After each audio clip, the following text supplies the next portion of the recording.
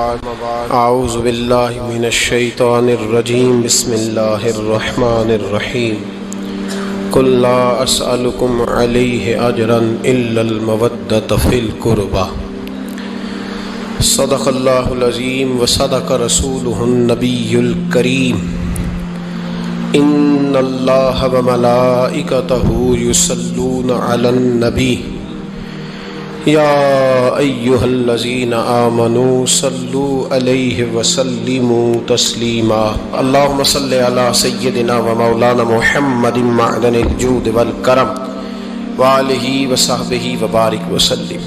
تمام تعریفیں اللہ تعالیٰ جل مجدہ الکریم کے لیے، ہر قسم کے درود و سلام نبی رحمت سید عالم صلی اللہ علیہ وسلم کی ذات والا صفات کے لیے حمد و صلات کے بعد واقعات کرب و بلا کے پس منظر میں کچھ باتیں، کربلا سے حاصل ہونے والے اسباق کے کچھ پہلو عنوان گفتگو رہیں گے۔ اہل بیت کا پیار فرائض دین میں سے ہے، صحابہ کی محبت فرائض دین میں سے ہے۔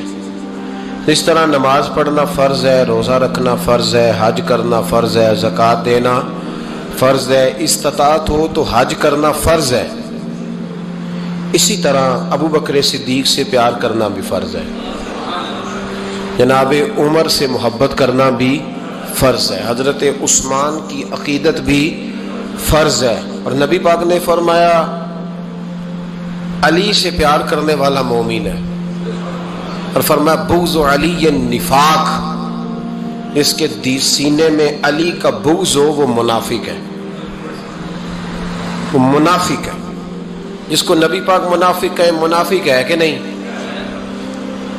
ذکر علی عبادہ، النظر الی وجہ علی عبادہ، فرمایا علی کا چہرہ دیکھنا بھی عبادت ہے اور ان کا ذکر کرتے رہنا بھی عبادت ہے۔ اسلام صرف اخلاقیات کا مذہب نہیں، اخلاق، مسلمان کا اخلاق یہ اس کا پھل ہے، یہ اس کا پتے ہیں، پھول ہیں، لیکن نبی پاک کی غلامی، حضور کی محبت، صحابہ اور اہل بیت کا احترام یہ ایمان کی جڑ ہے۔ جڑ مضبوط نہ ہو تو نہ پھول اگتے ہیں، نہ پھل آتے ہیں، نہ ٹہنیوں پر کوئی پتا آتا ہے۔ جڑ کا مضبوط ہونا بڑا ضروری ہے۔ ان محبتوں کا سینے میں اٹھنا،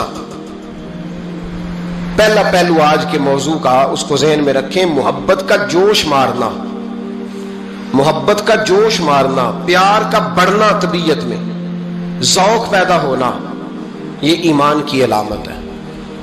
یعنی حضرت عمر کی بات سن کے دل کا ٹھنڈا ہونا ایمان کی علامت ہے، اور امام حسین کی بات سن کے طبیعت کا سکون میں آنا یہ ایمان کی علامت ہے۔ حضرت فاطمہ الزہرا کا ذکر ہو اور وجود کے رونگٹے کھڑے ہو جائیں، طبیعت پہ کیف طاری ہو جائے، سیدہ زینب کا تذکر آئے تو آنکھوں میں آنسو چھلک پڑے، یہ ایمان کی علامت ہے۔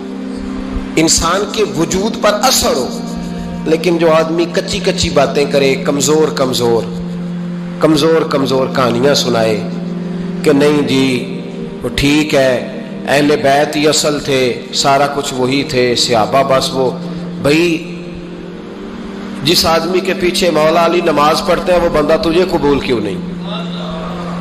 جس ابو بکر صدیق کے پیچھے وہ نمازیں پڑھتے ہیں تجھے کیوں نہیں قبول؟ جس عمر کے وہ مشیر بنتے ہیں تجھے کیوں نہیں حضرت عمر قبول؟ اور جس عثمان غنی کے بارے میں مولا علی کی یہ رائے ہے کہ امام حسن اور حسین کو تلواریں دے کے حضرت عثمان کے دروازے پر کھڑا کر کے کہا بیٹا یہاں کھڑے رہنا، کوئی دشمن عثمان کے قریب نہ آنے پائے، تو جس عثمان کے حضرت علی محافظ ہیں تجھے وہ عثمان کیوں قبول نہیں؟ یاد رکھو ہم لعنت بھیجتے ہیں فرقہ واریت پر، امت کو تباہ کرتے ہیں وہ لوگ جو فرقہ واریت پیدا کرتے ہیں، لیکن آپ کو بتاؤں جس جماعت سے آپ کا تعلق ہے نا اس جماعت کی امت مسلمہ کو ضرورت ہے۔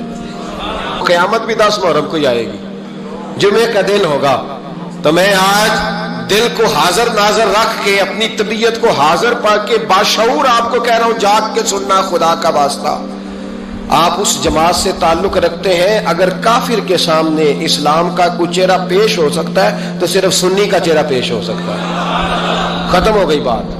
ورنہ کوئی صحابی کا بے ادب ہے، کوئی اہل بیت نبوت کا، آج مجھے کہہ لینے دو، کھول کے کہہ لینے دو. لوگ دلیلیں دیتے پھرتے ہیں، کہتے ہیں جی ایک وہ پینٹ کوٹ والا مولوی ہے، اس نے اینک بھی لگائی ہے، داڑھی بھی رکھی ہے، پینٹ کوٹ بھی پہنتا ہے، اس نے جی 1500 بندہ ایک دن مسلمان کر دیا، ایک دن 1000 مسلمان کر دیا. پر پتہ ہے وہ بدبخت کہتا کیا ہے؟ وہ کہتا ہے امیر المومنین یزید رضی اللہ تعالیٰ عنہ. میں کیا کروں اس کے 1500 مسلمان کو یا 2000 اس کے کلمہ اور وہ جی بڑی دلیلیں دیتا ہے. وہ دلیلیں سنبھال کے رکھے، وہ دلیلیں جو جی بڑے لوگ اس کے ساتھ ہوتے ہیں. تو کربلا کے موقع پر زیادہ لوگ یزید کے ساتھ تھے، زیادہ لوگ. ہم کثرت کے قائل نہیں، ہم حق کے قائل ہیں. ہم اب چھوڑ دو بات، دلائل کی طرف آؤ. عجیب تماشا ہے. اور ایک مولوی صاحب اس کی حمایت کر رہے تھے، کہتے نہیں بندہ ٹھیک ہے، وہ بھول گیا تھا، اصل میں قصور عبید اللہ ابن زیاد کا تھا، اصل میں غلطی عمر بن سعد کی تھی، تو یزید کو زیادہ الزام نہیں دینا چاہیے. میں نے کہا بڑی تمہاری قریبی رشتہ داری ہے یزید کے ساتھ، تو اللہ سے دعا کیوں نہیں مانگتے کہ تمہارا حشر یزید کے ساتھ کرے؟ مانگنی چاہیے نا دعا. کیا خیال ہے آپ کا؟ ہم الحمدللہ جمعے والے دن مسجد میں بیٹھ کے دعا کرتے ہیں، یا اللہ ہمارا حشر امام حسین کے غلاموں میں کرنا. تو بھی کرنا، جرت کر، جرت. ہماری جرت ایک، ہم یہ نہیں کہتے ان کے ساتھ کر، ہم کہتے ہیں یا اللہ ہمارا حشر ان کے. ہماری جرت دیکھو، ہم ان کے غلاموں میں، قدموں میں، نوکروں میں بیٹھنے کو وہ دعا مانگ رہے ہیں، یا اللہ ہمارا ان کے غلاموں میں، غلاموں کے. تو بھی جرت کر دلیری، کر جرت، کہ یا اللہ میرا حشر یزید کے ساتھ کر دلیری. اگر اتنا ہی اچھا تھا تو بے شرمو اتنا ظلم نہ کرو، اتنی زیادتی، اتنا ظلم نہ کرو، یہ ظلم ہے. امام حسین جمعے والے دن خطبہ پڑھنے لگے، جمعے سے پہلے امام حسین نے خطبہ پڑھا اور آپ نے ایک جملہ کہا جو ہمیشہ یاد رکھا جائے گا. آپ نے فرمایا یزید کو جا کے بتا دو کہ مجھ جیسا تجھ جیسے کی بیعت نہیں کر سکتا. او کیا فکرہ ہے امام علی مقام کا. فرمانے لگے مجھ جیسا تجھ جیسے کی بیعت. اور آپ فرمانے لگے بتاؤ اس وقت پوری دنیا میں کوئی نبی کا نواسا موجود ہے میرے سوا؟ حضرت آدم سے لے کر مصطفیٰ کریم تک اس وقت پوری دنیا میں کوئی نبی کا نواسا ہے؟ اور فرمایا اگر میں ہی ہوں پوری کائنات میں. لوگ کہتے ہیں فلانا علامہ صاحب کی تبلیغ بڑی ہے، ہم سے بڑا کون ہوگا تبلیغ کی بات کرنے والا؟ لیکن ڈرو اللہ سے، ڈرو، گمراہ نہ کرو قوم کو. یہاں تباہی اتر گئی ہے، کوئی بڑی داڑھی رکھ کے معاذ اللہ تعالیٰ اہل بیت کے بارے میں بکواس کرتا ہے، اور کوئی بالکل داڑھی مڈا کے ننگا سر کر کے ممبروں پہ ناچتا ہے اور صحابہ کے بارے میں بکواس کرتا ہے. میرے مصطفیٰ کے پاس اگر ابو بکر آئے ہیں تو وہ بھی شان والے ہیں، اور اگر بی بی عائشہ صدیقہ ان کے بستر پہ رہی ہیں تو وہ بھی شانوں والی ہے. مولا علی شیر خدا کے بارے میں جو بات کرے پکا بے ایمان ہے. عجیب تماشا لگ گیا ہے جی. جو رب نبی پاک کے جسم کے قریب مکھی نہیں آنے دیتا، وہ گندا بندہ حضور کے قریب آنے دیتا ہے؟ عجیب تماشا ہے. امت کو تباہ کر رہے ہو، کافر کو موقع دے رہے ہو یہ کہنے کا کہ تمہارے نبی کے پاس بیٹھنے والے ٹھیک نہیں تھے. اگر حضور کے پاس بیٹھنے والے ٹھیک نہیں تھے تو بعد والے کیسے ٹھیک ہو گئے؟ تو یہ باز آنا چاہیے ان بے شرموں کو. یہ امت میں تفرقہ ڈالتے، بے حیائی کرتے ہیں. سنو اور یاد رکھو، حضرت امام حسین نے خطبہ پڑھا نا جب جمعے والے دن، فرمایا مجھے پہچانو تو میں کون ہوں؟ تو عمر بن سعد بولا، پکے نمازی بولے. عمر بن سعد کہنے لگا حسین جلدی کر، ہمارا جمعہ لیٹ ہو رہا ہے. بلے ہو نمازیو، جلدی کر ہمارا. ہائے ہائے کیا نماز ہے. یعنی نبی پاک کے نواسے کو شہید کریں گے اور شہادت کے بعد جمعہ پڑھیں گے اور نماز میں کہیں گے اللہم صلی علی محمد و علی آل محمد. ان کو شہید کر کے قتل کر کے جمعے کا خطبہ دیا جا رہا ہے اور نماز پڑھی جا رہی ہے اللہم صلی علی محمد و علی. تو میرا سنی بڑا بھولا ہے، کہتا ہے جی وہ زیادہ نمازیں پڑھتے ہیں. تو زیادہ نمازیں تو عمر بن سعد بھی پڑھتا تھا. تو بھولا او خدا کے. دیکھیں نا جتنی نماز کی اخلاق کی بات شاید میں کرتا ہوں، آپ کو جماعت میں کم لوگ ملیں گے، لیکن یاد رکھنا نماز عقیدہ نہیں.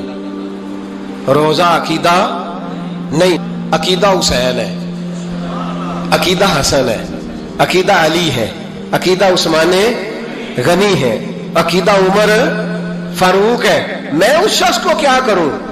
مجھے اس شخص کی کیا ضرورت ہے جو ممبر پہ بیٹھ کے کہتا ہے حسین ابن علی باغی تھے؟ وہ شخص، اس کی نماز روزہ حج زکات دیکھا جائے گا.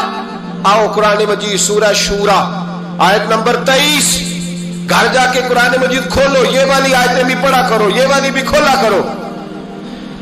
صحابہ جمع ہو کے نبی پاک کے پاس آئے، عرض کی یا رسول اللہ صلی اللہ علیہ وسلم آپ کے خرچے زیادہ ہیں، آمدن کا ذریعہ کوئی نہیں. جس طرح آج لوگ ہر پیر صاحب سے نہیں پوچھ رہے، علامہ صاحب سے، کہ آپ کام کوئی نہیں کرتے، کپڑے پھر بھی سفید پہنتے ہیں، کیا ذرائع آمدن ہے، پھر بھی آپ گاڑی میں گھومتے ہیں. ہمارا تو پروگرام تھا مولوی بھوکا مر جائے، پر اس کے پاس آتے ہیں تو یہ تازی چائے پلاتا ہے. کیا مطلب، کس طرح کا رویہ ہے؟ صحابہ کے بار وہ یہ نہیں سوچتے تھے آتے کہاں، وہ کہتے تھے آگے بڑھ کے حصہ ڈالیں. وہ سارے آگے بڑھے، کہا یا رسول اللہ صلی اللہ علیہ وسلم اخراجات زیادہ ہیں، ذرائع آمدن بظاہر کوئی نہیں. نذرانوں پہ اعتراض نہ کیا کرو، نذرانہ دینا نبی پاک کی سنت ہے، نذرانہ قبول کر لینا نبی پاک کی، بولو، حضور کی سنت ہے. تو صحابہ جمع ہو کے آئے، ایک جگہ پہ میٹنگ کی، کہا تھوڑے سے پیسے ہر مہینے پیش کریں گے. تو حضور سے بات کون کرے گا پیسوں کی؟ کہا ہم نے نہیں کرنی، نبی پاک کے چچا جناب عباس کریں گے.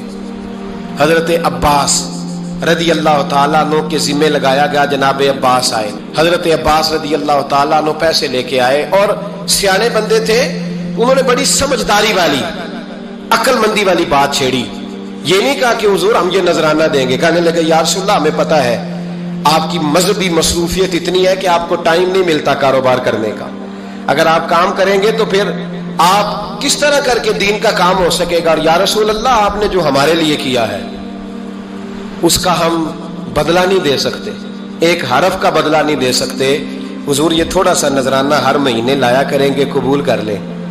نبی پاک کے سامنے رکھا ہی تھا کہ اللہ کا قرآن بول پڑا، کا کل لا اسألکم علیہ اجرا، محبوب ان سے فرما دو کہ میں نے تمہارے لیے بڑی تکلیف سہی ہے، پر میں تم سے کوئی اجر نہیں مانگتا، تم سے کوئی اجر نہیں مانگتا. ہاں اگر تم نے کچھ کرنا ہے الا المودۃ فی القربى، تو میرے قریبیوں سے پیار کرتے رہنا، میری ختیجہ سے پیار کرنا، میری عائشہ کا ادب کرنا، میرے قریبیوں کا احترام کرنا. یا رسول اللہ ازواج تو گھر میں ہے ہی، قریبی کوئی اور بھی خاص ہے جس کا ادب کرنا ہے؟ تو نبی پاک نے فرمایا ہاں علی، فاطمہ، علی اور فاطمہ کی اولاد. فرمایا ان کا ادب کرتے رہنا، اس کا مطلب یہ ہوگا کہ تم نے میرے ساتھ بڑا ہی اچھا سلوک کیا ہے. کہا ان کا ادب کرنا، جناب علی، سیدہ فاطمہ، اور دونوں کی ان کا ادب کرنا فرائض دین، اہل بیت کا ادب کرنا فرائض. کچھ لوگ کہتے ہیں کچھ لوگ جی سید بن گئے ہے نہیں، پر تو میں کہ جڑے بن گئے نا انہوں نے اللہ آپ ہی پوچھ لے گا، تو ادب کر. جڑے بن گئے نے اللہ، شیخ الاسلام والمسلمین حضرت خواجہ قمر الدین سیالوی رحمت اللہ تعالی علیہ، دو بندے خواجہ صاحب سے ملے ہیں تو ان کو پتا تھا کہ خواجہ صاحب سیدوں کا بڑا احترام کرتے ہیں. اعلیٰ حضرت فاضل بریلوی کا جب عرس ہوتا ہے نا بریلی شریف، تو سیدوں کو اسٹیج پہ بٹھایا جاتا ہے اور بڑے بڑے عالم نیچے بیٹھتے ہیں. تو دوست بندے آ گئے، کچھ لینے کچھ مانگنے، تھے فرار دونوں. ٹانگے سے اترے تو سیال شریف کے رستے میں درمیان میں پروگرام بنایا کہ سنا ہے خواجہ صاحب سیدوں کا بڑا ادب کرتے ہیں، سید نہ بن جائیں. بن بھی جاتے ہیں نا لوگ، وہ سید نہ بن جائیں. ٹھیک ہے جی بن جاؤ، بن گئے سید. خواجہ صاحب کو کسی نے اندر جا کے بتایا دو سید آئے ہیں، تو خواجہ صاحب اس طرح دوڑے کہ نہ جوتا نہ سر پہ ٹوپی، دوڑ کے آئے. شیخ الاسلام خواجہ صاحب نے ہاتھ چومے، نذرانہ دیا، 2-3 تھیلے بھر کے دیے لنگر کے. جب وہ جانے لگے نا تو خواجہ صاحب ان کے ساتھ باہر تک آئے، جہاں انہوں نے سید ہونے کا پروگرام بنایا تھا وہاں تک ساتھ آئے، ان کو روانہ کیا. ان میں سے ایک بندہ خود ہی بول پڑا، کہنے لگا حضور یہاں لوگ دروازے تک چھوڑنے آتے ہیں یا گاڑی تک؟ نہ دروازہ نہ گاڑی، آپ درمیان میں رخصت کرنے آئے، سمجھ نہیں آئی. تو خواجہ صاحب فرمانے لگے تم یہیں سید بنے تھے، یہاں تک ادب کرنا ضروری تھا، یہاں تم سید بنے تھے، یہاں تک ادب کرنا، پیچھے تم سید نہیں ہو تو میں کیسے ادب کروں؟ جہاں تک تم سید ہو وہاں تک ادب کرنا۔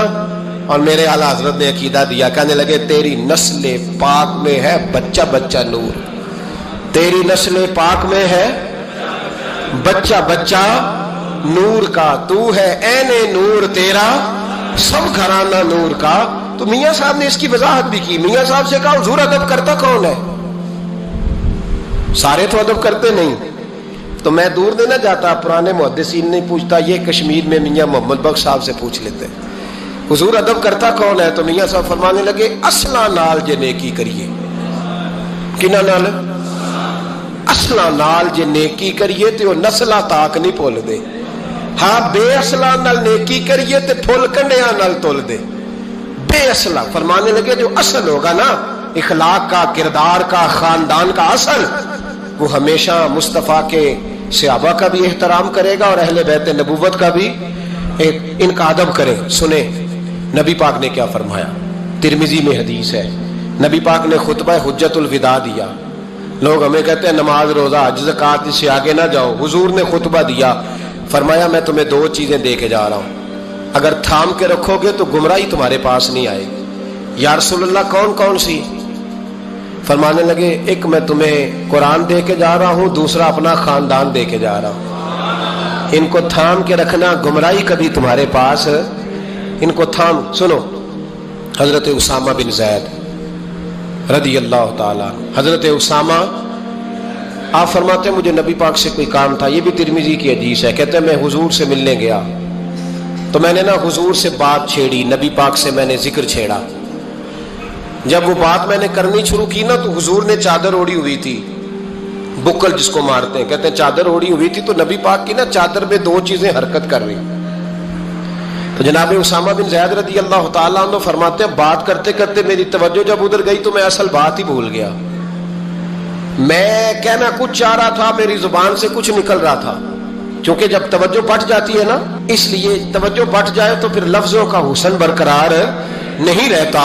تو جناب اسامہ بن زید کہتے ہیں میں کہنا کچھ چاہ رہا تھا، میرے منہ سے نکلتا کچھ اور تھا، تو سرکار سمجھ گئے، تو حضور صلی اللہ علیہ وسلم مسکرا کے کہنے لگے بھول گئے ہو نا بات؟ تو میں نے کہا حضور بھول گیا ہوں، تو کہتے ہیں میں بھی ان سے کب سے کہہ رہا ہوں کہ باز آ جاؤ، لیکن یہ نہیں آ رہے، کہتے ہیں میں اور پریشان ہوا کہ یہ کن سے حضور کہہ رہے ہیں، تو نبی پاک نے چادر مبارک کو کھولا، ایک بغل سے امام حسن نکلے، دوسرے سے امام حسین نکلے، یہاں بھی ملا پریشان ہے، بڑی ٹینشن میں ہے، کہتا ہے جی ہر نانا ہی اپنے نواسوں سے پیار کرتا ہے، تو میں نے کہا بیوقوف یہ عام نانا نہیں، یہ وہ والے نانا ہے جن کے بارے میں اللہ کہتے ہیں وما ینطق عن الہوی ان ہوا الا وحی یوحی، فرمایا میرے محبوب اتنی دیر تک بولتے نہیں جب تک میں حکم نہیں کر دیتا، تو امام حسن اور حسین کا پیار بھی اللہ کا حکم تھا، اس لیے ہو رہا تھا۔ فرماتے ہیں جب نبی پاک کی بغلوں سے وہ دونوں نکلے نا تو میں نے حضور کی آنکھوں میں چمک دیکھی، نور دیکھا، اور جیسے بندہ کسی سے پیار کرتا ہے تو چہرہ بھی بتا نہیں رہا ہوتا، آج کل کی زبان میں کہتے ہیں باڈی لینگویج، اس کی باڈی لینگویج بھی بتاتی ہے کہ یہ جو بات کر رہا ہے نا یہ طاری ہے۔ تو محبوب فرمانے لگے اسامہ یہ دونوں میرے بیٹے ہیں، یہ دونوں میرے بیٹے ہیں کیونکہ میری بیٹی کے بیٹے ہیں، اور فرمایا اسامہ میں ان سے بڑا پیار کرتا ہوں، کاش امت ان لفظوں کو سمجھ جائے۔ حضور نے فرمایا میں ان سے بڑا پیار کرتا ہوں، میں بڑا پیار کرتا ہوں، اور میں نے رب سے دعا کی ہے یا اللہ پیار کرے تو اس سے پیار کرتا ہوں، میں نے یہ دعا کی ہے اے اللہ جو ان سے پیار کرے تو اس سے بھی پیار کرنا۔ حضرت امام حسنین پہلی بات یہ ہے کہ ان کا پیار ایمان کا حصہ ہے، ان کا پیار ایمان کا حصہ ہے، اسے جو پیار نہ کرے گا وہ صاحب ایمان۔ بڑا تکلیف میں تھا کہ جلدی کہیں کربلا سے نکل جائیں، حالانکہ اس دھرتی پہ اس کائنات پہ صبر، شجاعت، استقامت اور حوصلہ جس سے کائنات سیکھے گی وہ صرف امام حسین ہی ہے۔ اتنے بڑے صابر آدمی کے بارے میں اس طرح کا رویہ اختیار کرنا کہ وہ تو گویا اس طرح کر رہے تھے کہ بس کسی طریقے سے میری تو یہ امام حسین کی مظلومیت سنا کے لوگوں کو اس طرح کا کر دیا جاتا ہے یہ انداز بتایا جاتا ہے کہ شاید واقعہ کربلا رونے دھونے کا نام ہے، حالانکہ بات یہ نہیں ہے۔ یزید کی لشکر جو امام حسین کے مقابلے میں آیا، امام حسین کے لشکر کی تعداد 72 تھی، تو یزید نے 22,000۔ مجھے بتائیے 72 کا 22,000 سے کوئی مقابلہ ہوتا ہے؟ عمر بن سعد نے پھر عبید اللہ ابن زیاد کو لکھا کہ 22,000 بندے تھوڑے ہیں، کچھ بندے زیادہ بھیج۔ تو عمر بن سعد کو عبید اللہ ابن زیاد کہنے لگے کہ تو پاگل تو نہیں ہو گیا، 72 کے لشکر کا 22,000 بھیجا، اور کتنا بھیجوں؟ تو اس نے کہا تمہیں یہ نہیں پتا یہ لوگ کون ہیں؟ یہ مولا علی شیر کی اولاد ہے، ان میں ایک ایک شخص ایسا ہے جو 1,000 کے مقابلے میں لڑنا جانتا ہے۔ تو یہاں کمزوری دکھائی جاتی ہے، ہمارے بچے سمجھنے لگے ہیں کہ یہ شاید کوئی ایسی داستان ہے، اور اس طرح کا ماحول ٹی وی پہ میں دیکھ رہا تھا، اس طرح کا ماحول بنایا جاتا ہے جیسے کوئی خوف ہے، یعنی واقعہ کربلا کوئی ایسا واقعہ جسے دیکھ کے خوف طاری ہو جائے، بچے راتوں کو ڈریں، اکیلے درخت دکھائے جا رہے ہیں اور تیر دکھائے جا رہے ہیں۔ او یار کیا قوم کی تربیت کر رہے ہیں؟ واقعہ کربلا حوصلے کا نام ہے، دلیری کا نام ہے۔ سنیں بات اصل میں کیا تھی، بڑے ٹھنڈے دماغ سے میری بات کو سمجھیے گا۔ حضرت مولا علی شیر خدا کے بعد مسلمانوں کے متفقہ امیر بنے تھے حضرت امیر معاویہ۔ انہیں امیر کس نے بنایا تھا؟ امام حسن نے، حضرت علی کے بڑے صاحبزادے۔ حضرت امام حسن نے ان سے صلح کی، انہیں خلافت دی، اور صحیح بخاری میں نبی پاک نے فرمایا تھا میرا بیٹا حسن سردار ہے، جب مسلمانوں کی جماعتوں میں لہو بہ جائے گا تو حسن ان کی صلح کرا دے گا۔ وہ صلح امام حسن نے کرائی، جناب امیر معاویہ امیر بن گئے۔ حضرت امیر معاویہ رضی اللہ تعالیٰ عنہ بڑا پیار کرتے تھے نبی پاک سے، بڑا احترام کرتے تھے حضور کے خاندان کا۔ ان کی جو اجتہادی خطائیں ہیں وہ اپنی جگہ پہ موجود ہیں، چونکہ امام حسن نے ان سے صلح کر لی، لہذا ہم بھی ان کے بارے میں کوئی جملہ کہنے کے مجاز، ہماری مجبوری امام حسن ہے، اس لیے کہ جسے امام حسن صحیح کہے پھر امام حسن کے ماننے والے کو اسے غلط نہیں کہنا چاہیے۔ حضرت امیر معاویہ رضی اللہ تعالیٰ عنہ کا جب وصال ہوا تو حضرت امام حسن پہلے ہی ان سے وصال کر گئے، آپ کو زہر دے دیا کہ آپ شہید ہو گئے۔ امام حسین موجود تھے، تو یزید کے بارے میں لوگوں نے کہا جناب امیر معاویہ سے کہ یہ ٹھیک ہے، مناسب ہے، اور بہادر ہے، دلیر ہے، وہ جو ہوتے ہیں نا خوش آمدی ٹولہ۔ تو حضرت امیر معاویہ کے گرد بھی کچھ ایسے لوگ تھے، انہوں نے آپ سے کہا کہ یزید کو نامزد کر دیں، تو آپ نے یزید کو بلایا، حوالہ مجھ سے دیکھ لیجئے گا، بلا کے فرمایا کہ 3 بندوں کے سامنے اپنی خلافت پیش کرنا، اگر وہ تجھے مان جائیں تو امیر بن جانا، نہ مانے تو چپ کر کے گھر بیٹھ جانا۔ وہ 3 بندے کون ہیں؟ جناب عبداللہ ابن عباس، حضرت عبداللہ بن زبیر، اور امام حسین رضی اللہ تعالیٰ عنہ۔ یہ وصیت فرمائی جناب امیر معاویہ۔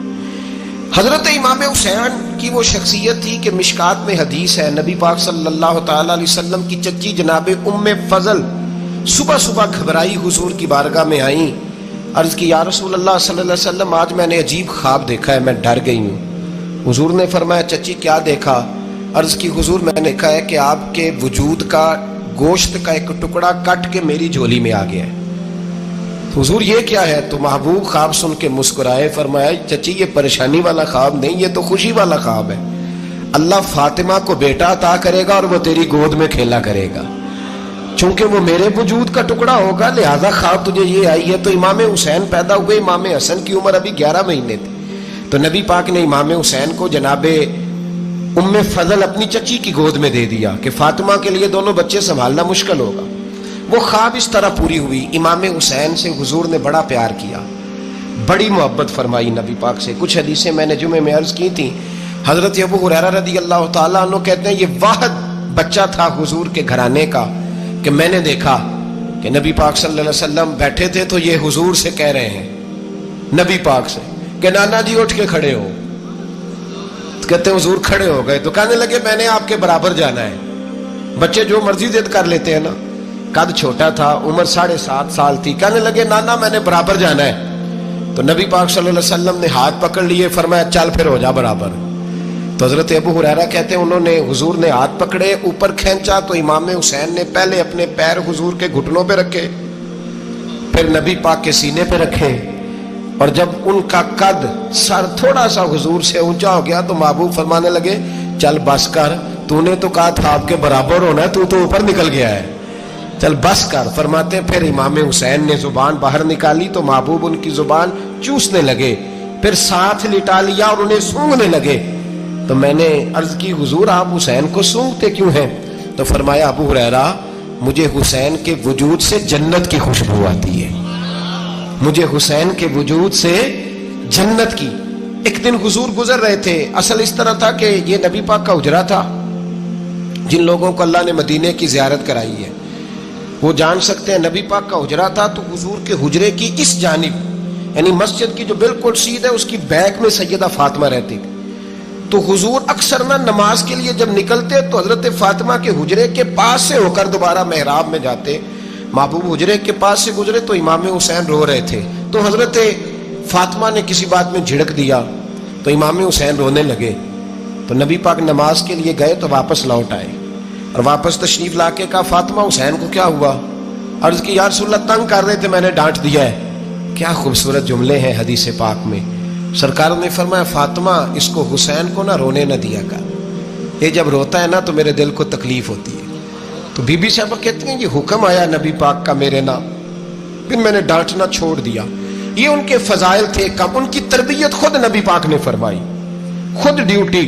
میں کسی منطق کا میں اب تو اللہ تعالیٰ معاف کرے، پہلے ہم لوگوں کو کہتے تھے فلانی مجلس میں نہ جانا فلانی، اب تو مصیبت بن گئی ہے، جانے کی ضرورت نہیں، ہر شے موبائل میں آ گئی۔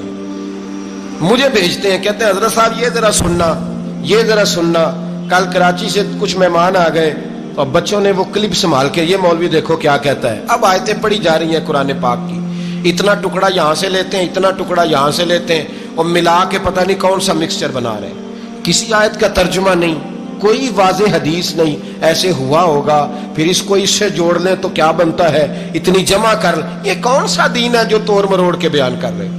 کون سا مذہب ہے؟ دین تو واضح کھلی کتاب ہے۔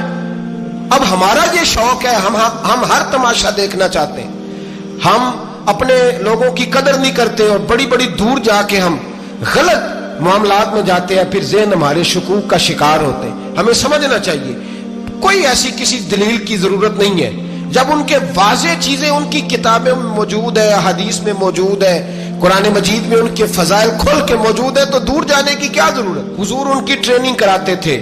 پہلی بات تو یہ ہے کہ نبی پاک نے دعا مانگی تھی، یا اللہ میرے گھر والوں کو زیادہ روزی نہ دینا، انہیں ایک وقت روٹی دینا، ایک وقت کی بھوک دینا۔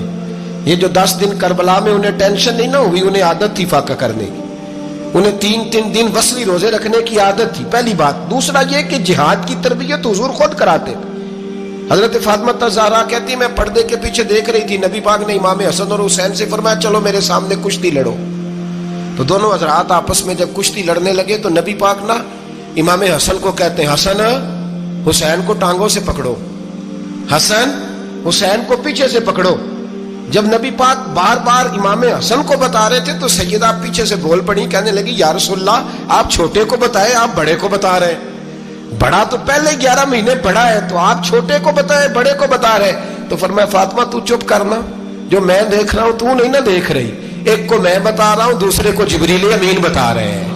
تو یہ حضور نے اپنے سامنے ان کی تربیت کی، ٹریننگ۔ ہوا یہ کہ یزید جب امیر بنا نا، 2-3 چیزیں ہوتی ہیں جب کسی بندے کو قابو کرنا ہوتا ہے، 2-3-4-5 چیزیں ایسی ہوتی ہیں جس سے بندہ قابو آتا ہے۔ تو اس نے بھی فوری طور پہ یزید نے دیکھا میرے لیے مسئلہ کیا بن سکتا ہے۔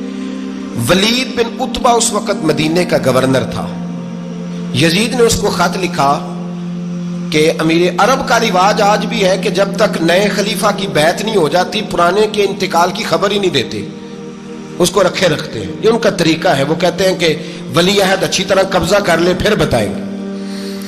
حضرت امیر معاویہ کا وصال ہو گیا، بتایا نہیں۔ یزید نے اب کیا کیا، چونکہ بڑا چلاک آدمی تھا، بڑا شاطر تھا، بڑا تیز تھا، اس نے ولید کو خط لکھا، کہنے لگا کہ فوری طور پہ عبداللہ ابن عباس کو بلاؤ اور اسے کہو میری بیعت کریں۔ یہ جو بیعت ہوتی تھی نا، یہ بھی سن لے کیا ہوتی تھی، یہ بیعت حلف ہوتا تھا کہ میں اللہ رسول کے نام پہ حلف دیتا ہوں کہ میں یزید کی اطاعت کروں گا، میں اس کے خلاف کوئی بغاوت نہیں کروں گا، کوئی یہ بیعت لوگ سمجھتے ہیں کہ بس ہاتھ پکڑنے کا نام بیعت تھا۔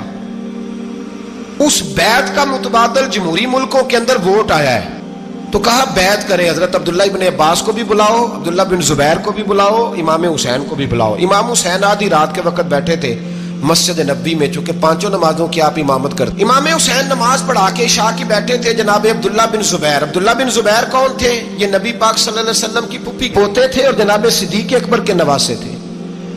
حضرت عبداللہ بن زبیر، اور جناب زبیر بن عوام عشرہ مبشرہ صحابی ہیں، ان کے بیٹے تھے، بہت زیرک آدمی تھے، یہ بھی امام حسین کے پاس بیٹھے تھے۔ عبداللہ ابن عباس بھی تھے جو حضور کے چچا کے بیٹے ہیں، اس امت کے پہلے مفسر ہیں قرآن پاک، یہ لوگ بیٹھے تھے۔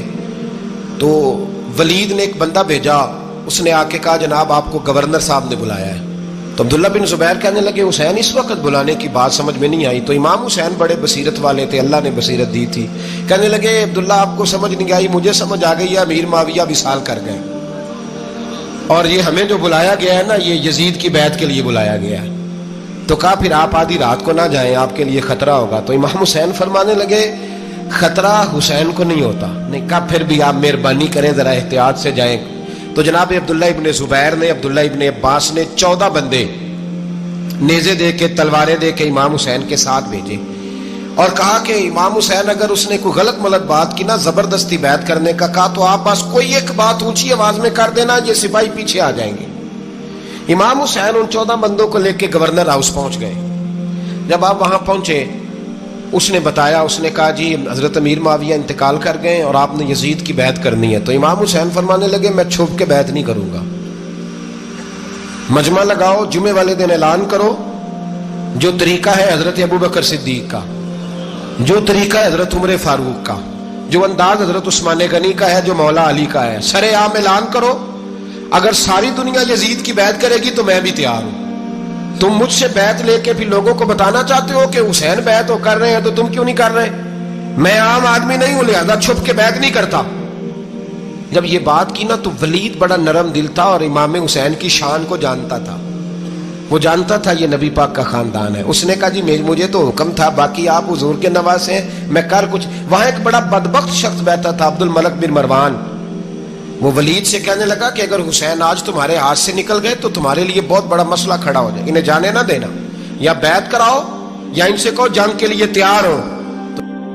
حسین رضی اللہ تعالیٰ عنہ کے کانوں میں آواز گئی تو فرمانے لگے ابن مرجانہ اگر تیرے اندر جرت ہے تو آ سامنے حسین کے، اس کے کانوں میں باتیں نہ کر، کانا پھوسی نہ کر، باہر آ میدان میں، شرارت نہ کر، باہر آ، میں تمہیں ابھی بتاتا ہوں کہ حسین سے مقابلہ کرنے کا انجام کیا ہے۔ یہ کہہ کہ امام حسین باہر نکلے، اپنے بھائی محمد بن انفیہ کو بلایا، عبداللہ بن زبیر، عبداللہ ابن عباس، ڈھیر سارے لوگ اکٹھے ہو گئے، فرمایا یہ معاملہ ہے، اب کیا کرنا ہے؟ تو وہ کہنے لگے حضور وقت ابھی مناسب نہیں ہے، آپ اس طرح کریں یہاں رکے، ہم مکے سے، عراق سے، کوفے سے لوگوں کو بلاتے ہیں، یہاں ایک بڑی مجلس مشاورت قائم کرتے ہیں۔ امام حسین فرمانے لگے اگر تم مشاورت قائم کرو گے تو ولید اور عبد الملک بن مروان وہ تو جنگ کرنے کو تیار ہے، اور نبی پاک نے فرمایا ایک مینڈا ہوگا جس کی وجہ سے مدینے کی گلیوں میں لہو بہے گا۔ فرمانے لگے میں وہ بکرا، وہ مینڈا نہیں بننا چاہتا۔ کہا پھر آپ کیا کریں گے؟ تو امام حسین رو پڑے، فرمانے لگے میں مدینہ چھوڑ جاؤں گا لیکن مدینے کی حرمت پامال نہیں ہونے دوں گا۔ امام علی مقام آدھی رات کے وقت نکلے، سیدہ فاطمہ کا دروازہ ایک اس دن تھا جس دن حضرت مولا علی کوفے چلے گئے تھے، اور دوبارہ آج تالا لگا جب امام حسین نکلے۔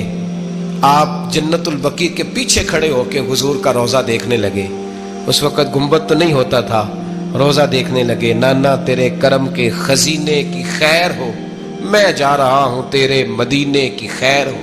سارا خاندان لے گئے، مکے تشریف لے گئے، حج کے ایام قریب آنے والے تھے۔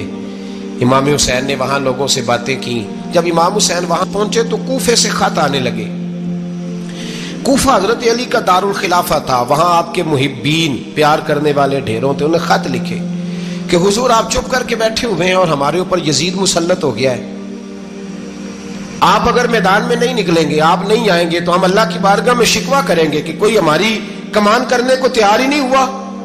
اور وہ خط 1 2 3 نہیں آئے، وہ خط اتنے تھے کہ 3 بوریوں میں بھرے تھے امام حسین، 3 بوریوں میں۔ اب مجبوری ہو جاتی ہے، حق کے لیے کئی دفعہ بات کرنا مجبوری ہوتی ہے، اگر نہیں کرے گا تو پھر اس کو بھی قبر میں جواب دینا پڑے گا۔ امام علی مقام رضی اللہ تعالیٰ عنہ نے مکے میں اب لوگوں کو جمع کیا مشورے کے لیے۔ ہر بندے نے کہا حضور وہ بلا تو رہے ہیں پر اپنے وعدوں کے پکے؟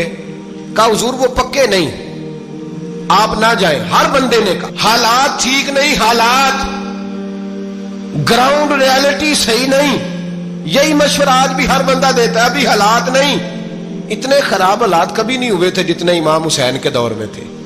لیکن فرمایا میں دین کے خلاف غلط حکمران کو مسلط ہونے کی اجازت، بول کے بتائیے، بول کے، غلط حکمران کو مسلط ہونے کی اجازت، مزاحمت کروں گا، مخالفت کروں گا۔ امام کہنے لگے کوئی بات نہیں، وہ میرے ساتھ چلے نہ چلے لیکن میں کوفے جاؤں گا، وہ لوگ میرے ساتھ کھڑا ہونے کو تیار ہے تو وہ جھوٹ ہے یا سچ ہے پر میں چلوں گا۔ جب امام علی مقام نے اصرار فرمایا تو جو آپ کے قریبی صحابہ کرام کی اولادیں تھی ساری، یہ بھی اب بیماری ہے، کچھ لوگ کہتے ہیں جی صحابہ نہیں ساتھ چلے، تو میں کہتا ہوں اہل بیت نبوت کے تو کل افراد 21 تھے، تو 72 میں باقی اولادیں کس کی تھی؟ وہ ساری صحابہ کی اولادیں تھی، وہ سارے، پتہ نہیں کیوں اس طرح کا فلسفہ بیان کیا جاتا ہے جس میں حالات خراب ہو۔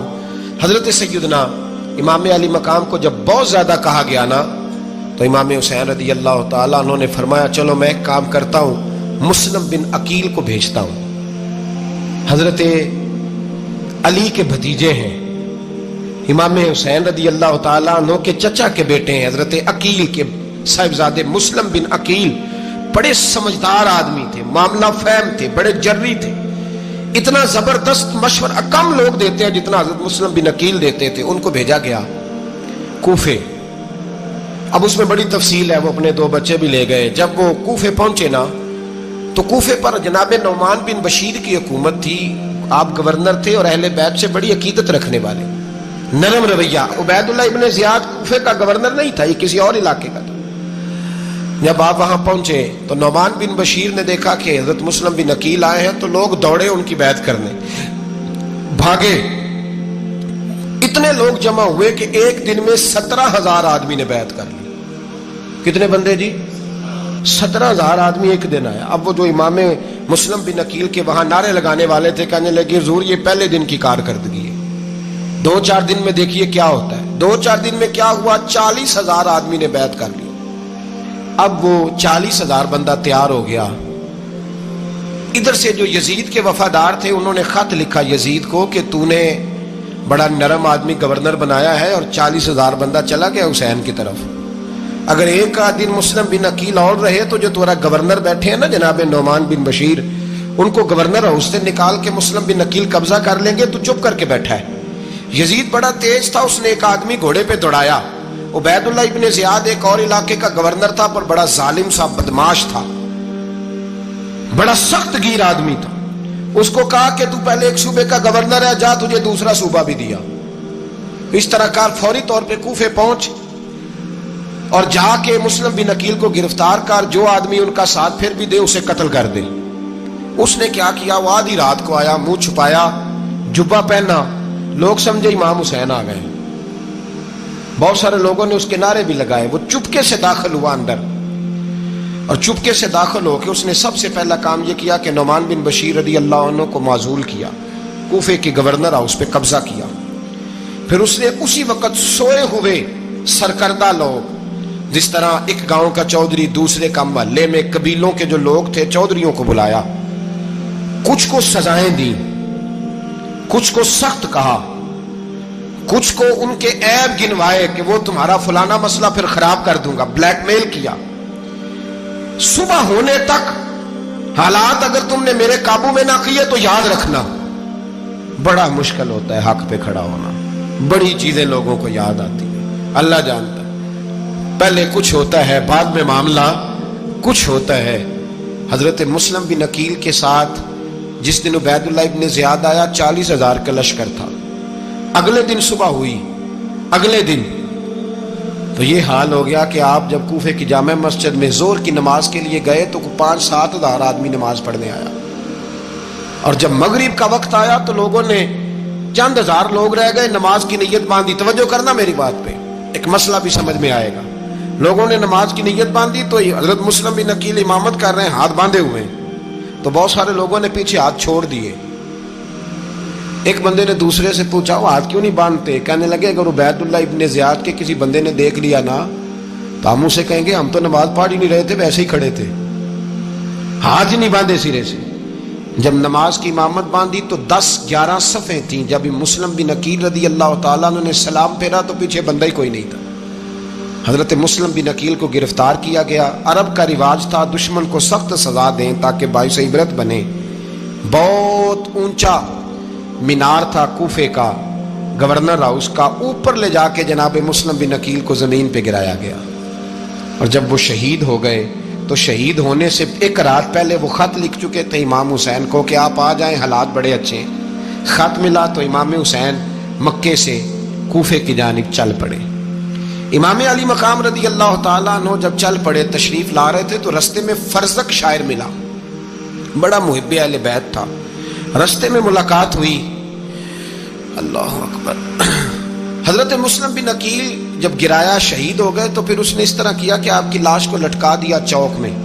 لوگ دیکھتے تھے تو عورتیں بچوں کہتی تھی تو نے باہر نہیں نکلنا، ہم نے نہیں امام حسین کے ساتھ چلنا، بس بڑا خوف ہے، کوئی بندہ نہ باہر نکلے، کوئی نہیں ضرورت ہمیں، حالات بہتر ہوگی تو دیکھی جائے۔ آج کتنے لوگ ہیں، کتنی دیگیں پکی، کتنی نیازیں بٹی، کیا کچھ ہوا۔ آپ ناراض نہ ہونا، میں آپ میں سے ہوں، آپ مجھ سے ہیں، یہ بات آپ کی نہیں میری سب کی ہے۔ آج بھی اگر امام حسین کے نام پہ جان دینے کی باری آئے گی تو دیگیں ہی رہ جائیں گی۔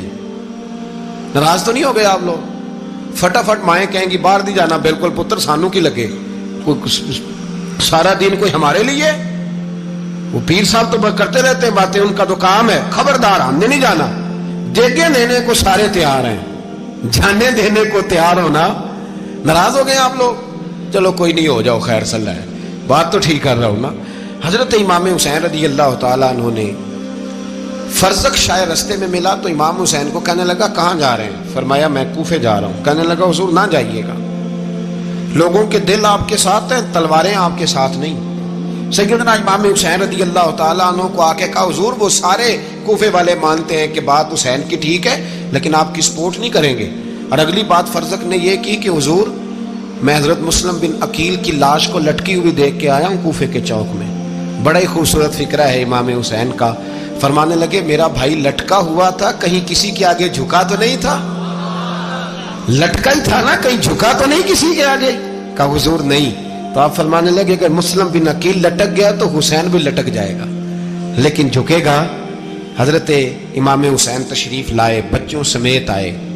حر بن یزید ایک شخص تھا، حر بن یزید ایک مختصر سا لشکر لے کے اس نے امام حسین کو ایک جگہ پہ روکا، پھر دوسری جگہ پہ روکا، بالآخر تیسری جگہ پہ روکا تو امام حسین نے فرمایا جگہ کون سی ہے؟ کہا حضور کرب و بلا۔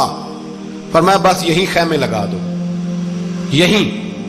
حضرت سیدہ زینب نے پوچھا امام حسین سے کہ سارے زمانے نے روکا ہے، ٹھیک ہے آپ حق پہ ہیں، یہ بھی سب نے کہا ہے آپ حق پہ ہیں، پر روکا بھی سب نے، آپ روکے کیوں نہیں؟ تو ابن کثیر اور ابن اسیر لکھتے ہیں کہ امام حسین رو پڑے، کہنے لگے بہن میں رک جاتا پر میں نے رات کو نانا مصطفیٰ کو خواب میں دیکھا ہے۔ تو حضور نے فرمایا حسین اگر آج یہ رواج پڑ گیا نا یزید جیسے لوگوں کا تو قیامت تک پڑا رہے گا، پھر لوگ کہیں گے کوئی نکلا نہیں تھا تو ہمیں بھی نکلنا، پھر لوگ ظالموں کے سامنے گردنیں جھکانے کے عادی ہو جائیں۔ میں کہتا رہتا ہوں، کہہ رہا ہوں، کربلا کی جنگ کفر اسلام کی جنگ نہیں، کفر اسلام کی جنگ نہیں کربلا کی، کیونکہ یزید تو بڑا پکا نمازی تھا، خطبہ دیتا تھا۔ وہ تو جب امام حسین رضی اللہ تعالیٰ عنہ نے کربلا کے میدان میں جمعے کا دن تھا تو یزید کے سامنے کو بات کرنی شروع کی عمر بن سعد کے سامنے، تو عمر بن سعد کہنے لگا حسین زیادہ باتیں نہ کر، ہمارا جمعہ لیٹ ہو رہا ہے، جنگ کے لیے تیار ہو، فٹافٹ آ، اہل بیت نبوت کو قتل کریں گے اور قتل کے بعد پھر نماز پڑھیں گے اور پھر کہیں گے اللہم صلی علی محمد وعلی آل محمد، اسی نماز میں پھر درود بھی پڑھیں گے۔ یہ کیسا مرتبہ ہے، کیسا انداز ہے، دوستی قاتل سے بھی مقتول سے یارانہ بھی۔ امام حسین نے حر بن یزید امام حسین سے کہنے لگا مجھے حکم ہے آپ کو روکنے کا، آپ آگے نہیں جا سکتے۔ امام صاحب نے فرمایا وجہ؟ زمین اللہ کی ہے۔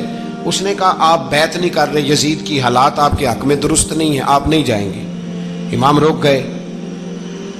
ظہر کی نماز کا وقت ہوا تو حضرت علی اکبر امام حسین کے بڑے صاحبزادے انہوں نے اذان ظہر پڑھی تو حر بن یزید کے لشکر نے امام حسین کے پیچھے نماز ادا کی۔ کہا بھئی تم مقابلے میں آئے ہو نماز پیچھے پڑھتے ہو؟ کہا حضور مقابلہ تو تلواروں سے کر رہے ہیں پر ہمارا دل تو مانتا ہے نا کہ مصطفیٰ کا نواسہ بڑی شان والا ہے۔ حر بن یزید نے 3 نمازیں لشکر سمیت امام حسین کے پیچھے پڑھی ہیں، 3 نمازیں، ظہر عصر اور مغرب۔ پھر امام حسین کے سامنے شرائط پیش کی کہ آپ کو یہاں گھیر لیا گیا ہے، یا آپ بیعت کریں گے یا آپ جنگ کریں گے, دو ہی باتیں. امام حسین نے فرمایا نہیں بھائی بیعت تو میں نہیں کرتا, اس کے علاوہ تم جو کہتے ہو میں کرنے کو تیار ہوں. اس نے خط لکھا. عبید اللہ ابن زیاد کو ایک بندہ دوڑایا پیچھے کوفے, چند میل پہ کوفہ تھا. کہا وہ نہیں مان رہے, کیا کرنا ہے؟ تو حسین ابن علی ہے, میں زیادہ دیر انہیں روک بھی نہیں سکتا. انہوں نے پیغام دیا حر بن یزید کو کہ کرنا کچھ بھی نہیں, ان کا پانی بند کر دو, بلیک میل کرو, کھانا پانی نہیں ملے گا, چھوٹے چھوٹے بچے ہیں خود ہی مان جائیں گے. حضرت امام علی مقام کے بارے میں حر کے پاس جب یہ پیغام آیا تو حر کہنے لگا میری طبیعت نہیں مانتی حسین پر پانی بند کروں, دل نہیں مانتا. جب یہ لفظ کہے نا دوبارہ تو پھر عبید اللہ ابن زیاد نے عمر بن سعد کو 10,000 آدمی دے کے بھیجا. کہا حر بن یزید لچک دکھا رہا ہے حسین کے حق میں. ایک رے کا علاقہ تھا, بڑی وہاں فصل ہوتی تھی, لوگ کوشش کرتے تھے وہاں کا گورنر بننے کی, کوشش کرتے تھے. تو عبید اللہ ابن زیاد کہنے لگا تمہیں رے کی گورنری ملے گی, سب سے سرسبز و شاداب علاقہ, تمہیں وہاں کا گورنر بنایا جائے گا اگر حسین کے خلاف لڑو گے. یہ اتنی زبردست ہوتی ہیں گورنریاں کہ گورنریوں کے لیے لوگ نسل رسول کے خلاف بھی نکل آتے ہیں. یہ اتنی تگڑی ہوتی ہیں, اتنی جلدی وفاداریاں بدلتی ہیں. وقت اتنا نہیں کہ میں مزید تفصیل میں جاؤں. امام حسین کو روک لیا گیا, عمر بن سعد نے روک لیا. یکم محرم کو امام آئے, 7 محرم تا روکا گیا, 7 محرم کو پانی بند کر دیا. جانور پانی پیتے تھے, گھوڑے پیتے تھے, کتے پیتے تھے, لیکن مصطفیٰ کے گھرانے کو پانی پینے کی اجازت. 3 دن تک پانی بند رہا. 9 محرم کو عمر بن سعد نے اور لوگ بلائے. شمر ایک بڑا سخت آدمی تھا, سنگ دل بدبخت, جس نے حضرت علی اصغر کے گلے پر تیر مارا تھا, وہ اور لشکر لے کے آیا. رات کو کہنے لگا امام حسین رضی اللہ تعالیٰ عنہ سے کہ بس بڑا ہو گیا, یہ 9-10 محرم کی درمیانی رات, یا آپ جنگ کریں گے یا آپ بیعت کریں گے, دو ہی باتیں. امام حسین اندر گئے, سیدہ زینب سے مشورہ کیا, باہر آئے, فرمایا بات وہی ہے جو پہلے دن والی ہے. امام حسین رضی اللہ تعالیٰ عنہ نے فرمایا بھائی بیعت تو میں نہیں کرتا, باقی جو تمہارا پروگرام ہے. شمر اور ابن سعد کہنے لگے پھر جنگ کے لیے تیار ہو جائیں. کیا انداز ہے امام حسین کا. فرمانے لگے کل جنگ کروں گا, مجھے پتا تو ہے جنگ کا نتیجہ کیا نکلنا ہے, ایک رات مجھے دے دو تاکہ میں کھل کے اپنے رب کی عبادت تو کر لوں. حسین نے جانا ہے, مجھے پتا ہے کل رزلٹ 72 اور 22,000 کا کیا ایک رات مجھے دو, میں مالک سے راز نیاز تو کروں. میں گویا اس سے پوچھوں تو صحیح کہ مالک میرے والد بھی شہید ہیں, بھائی بھی شہید ہیں, نانا کو بھی دکھوں میں دیکھا ہے, تو اب میری باری ہے تو مالک میں حاضر ہوں, مجھے موقع تو دو. اس لیے کہ میرے نانا نے بدر میں بھی ساری رات عبادت کی تھی, صبح مجھے موقع دو. اور دنیا کا اصول ہے جب کوئی موقع مانگتا ہے تو دیا جاتا ہے. یہ دونوں کہنے لگے کوئی موقع نہیں. حر بن یزید پیچھے سے بولا, کہنے لگا نہیں بدتمیزی نہ کرو, حسین کو موقع دو, تمہیں دینا پڑے گا. موقع دیا. حر بن یزید نے پھر منت کی, کہا حضور آپ مہربانی کرے مان جائیں. فرمایا ماننے والا کھاتا کوئی نہیں. یہ بڑا مشکل کام ہے بھائی, ضمیر کا سودا اب تو عام ہو گیا, بازار لگتے ہیں, ریٹ لگتے ہیں, اپنی اپنی چاہتوں پہ لوگوں نے اپنے اپنے انداز سجائے ہوئے ہیں. کوئی آدمی بس اچھے طریقے سے نام لے لے تو بس ہم اس کے پیچھے چل جاتے ہیں. اب تو عام ہو گیا یہ معاملہ. امام حسین نے فرمایا ہو ہی نہیں سکتا, ممکن ہی نہیں ہے. ساری رات عبادت میں گزری, ریاضت میں گزری. تہجد کا وقت ہوا تو گھر والوں کو بلایا, فرمایا دیکھنا تمہاری سی کی آواز نہ باہر آئے, خبردار سی کی آواز نہ آئے. اور امام زین العابدین سے فرمایا تو بیمار ہے, تو جہاد نہیں کرے گا, لیکن خیال رکھنا پیچھے. اور بڑی قیمتی بات بتا رہا ہوں, ہماری بیویاں کسی کے گھر میت ہو جائے تو 4 دن بخار نہیں اترتا. امام علی مقام نے سیدہ زینب سے فرمایا تو بڑی ہے, میری بہن ہے, پیچھے سارے بچے ہیں, جوان ہیں, ان کے حوصلے تیری ذمہ داری ہیں. صبح جنگ کا طبل بجنے لگا, فجر کی نماز پڑھی, سورج چڑھا. 10 محرم کا دن, جمعے کا وقت. جناب سیدنا امام حسین رضی اللہ تعالیٰ عنہ نے ریت پر سجدے کیے, لمبے سجدے, لمبی نماز. سورۃ الشمس کی آیات دوسری رکعت میں پڑھی تو سارا کربلا گونجنے لگا. کیا انداز تکلم تھا امام علی مقام کا. نماز مکمل ہوئی تو حر بن یزید, عمر بن سعد اور شیمر سے کہنے لگے واقعی حسین سے لڑو گے, پتہ نہیں کون ہے. कुल ला असअलुकुम अलैहि अजरन, तुमने नहीं पढ़ा? इल्लल मवद्दत फिल कुर्बा, तुम्हारी आंखें बंद है। अल हसन वल हुसैन सय्यद शबाब अहले जन्नह, तुम्हें नहीं पता? कहने लगा चुप कर, हुकूमत नजर आ रही है। और बिन यजीद कहने लगे फिर मेरा भी फैसला सुनो, मुझे हुकूमत नहीं चाहिए, मुझे जन्नत चाहिए। हुकूमत नहीं चाहिए। इमाम हुसैन की पहली फतह देखें, और बिन यजीद एड़ी लगा के ना यजीद के लश्कर से निकल के इमाम हुसैन के लश्कर में शामिल हो गया। और पहला शख्स जिसने इमाम हुसैन को रोका, इमाम हुसैन के नाम पर पहला सर भी इसी शख्स ने कटाया है। लेकिन यजीद की कब्र पे लानत भी कोई नहीं बरसाता, उसका महल था बहुत बड़ा। लेकिन जब लोग करबला में इमाम हुसैन को सलाम करने जाते हैं तो कदमों में हुर बिन यजीद का मजार भी बना हुआ है, उसको भी सलामी दी जाती है। और अब हम अकेला हुर बिन यजीद नहीं कहते, हम कहते हैं हुर बिन यजीद रदी अल्लाह ताला। अब हम इतनी ताजीम करते हैं उस हुर की।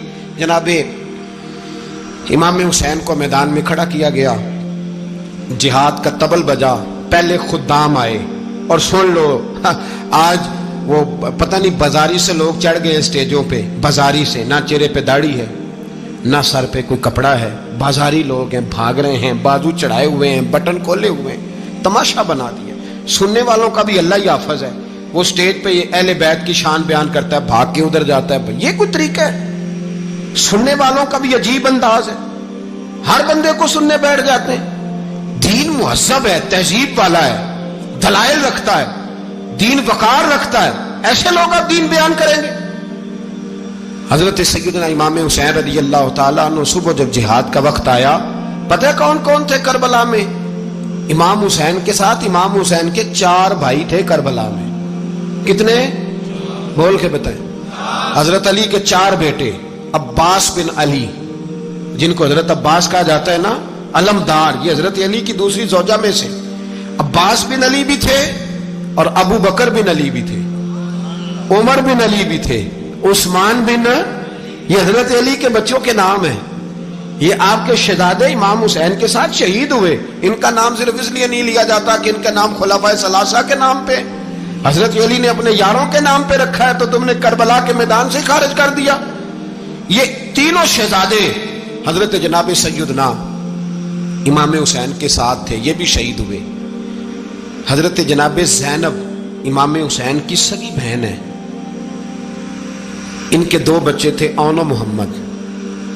जब इमाम हुसैन मैदान में जाने लगे तो जनाब ज़ैनब बच्चों से कहने लगी, ना पहले भाई नहीं जाएगा, पहले भांजे जाएंगे। 2 बच्चे शहीद हुए। हजरत कासिम बिन हसन इमाम हसन के बेटे थे। वो जब मैदान में जाने लगे तो इमाम हुसैन ने कहा, नहीं भाई तू नहीं जाएगा, तू मेरे भाई की निशानी है, मैं जाऊंगा। तो हजरत कासिम बिन हसन ने एक तावीज़ खोल के दिया। अब्बा जी, मेरे वालिद ने कहा था जब बड़ी मुश्किल आ जाए तो तावीज़ खोल के देखना। तो आज बड़ी मुश्किल आई है तो मैंने तावीज़ खोला है, तो ये देखें क्या लिखा है। ये तो रुका है, तावीज़ है ही नहीं। जब खोल के देखा तो उस पर लिखा था, कासिम अगर हुसैन पे कोई कड़ा वक्त आ जाए तो बैठ के आगे आगे रहना, अगर कड़ा वक्त मेरे भाई पे कभी आ जाए ना, देखना इसके आगे आगे चलना, इसे हसन की कमी ना महसूस हो। भाइयां जिहा साक नहीं कोई जे विच खार ना होवे। सैयदना इमाम हुसैन पहली दफा करबला में उस वक्त रोए जब ये रुका। आपने देखा तो फरमाया, ठीक है, अगर हसन की ये वसीयत है तो मैंने जिंदगी में अगर उनकी हर बात मानी है, अब भी मानूंगा, तुम्हें इजाजत है। जनाब कासिम बिन हसन 16 साल का जवान जब मैदान में निकले तो हाय हाय पता नहीं कहां से आ गई है।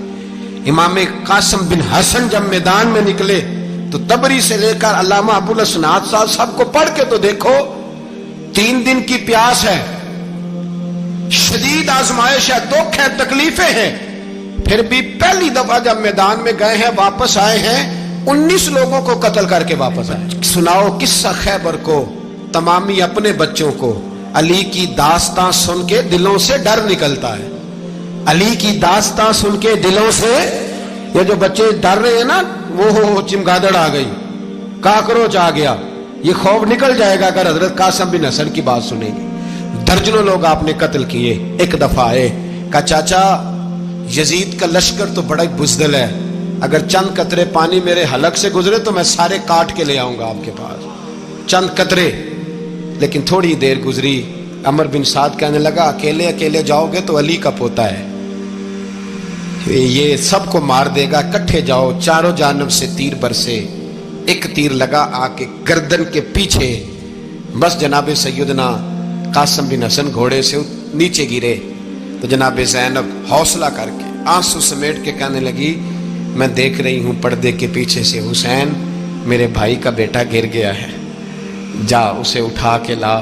حضرت امام حسین ان کو اٹھا کے لائے تو امام حسین نے سینے سے لگایا ہوا تھا تو ان کے پیر، ان کا قد لگتا تھا امام حسین سے زیادہ ہے، اٹھا کے لایا، لٹا دیا گیا۔ امام حسین کے اپنے بڑے بیٹے میدان میں نکلنے کو، علی اکبر نام ہے، جب جن لوگوں نے حضور کو نہیں دیکھا تھا وہ جب کہتے نا ہم نے نبی پاک کا دیدار نہیں کیا تو بتاؤ کس طرح کے تھے، تو بتایا جاتا تھا کہ جناب علی اکبر کا دیدار کرو، ہم شبیہ مصطفیٰ۔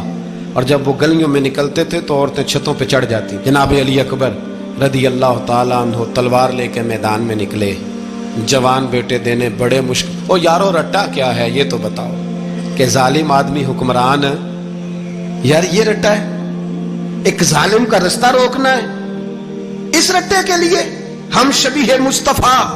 جناب سیدنا امام علی اکبر میدان میں نکلے، بڑے لوگ مارے، بڑے، پھر ایک تیر ان کے بھی گلے میں لگا، اور جب وہ گرے نا زمین پہ تو حضرت امام حسین دوڑ کے آئے، دوڑ کے، اور جب تشریف لائے تو ان کے گلے سے تیر کھینچا تو ایک جملہ لکھا ہے صاحب تبری نے، اس نے حد کر دی، کہنے لگے تیر کھینچا تو امام حسین کی آنکھوں میں آنسو آئے، کہنے لگے کاش جناب ابراہیم آج میرے سامنے ہوتے تو میں انہیں کہتا کہ آپ نے تو بیٹا ذبح کرتے وقت آنکھوں پہ پٹی باندھی تھی، دیکھو میں کھلی آنکھوں سے بچے ذبح کر رہا، کھلی آنکھوں، کاش جناب ابراہیم خلیل ہوتے تو انہیں کہتا۔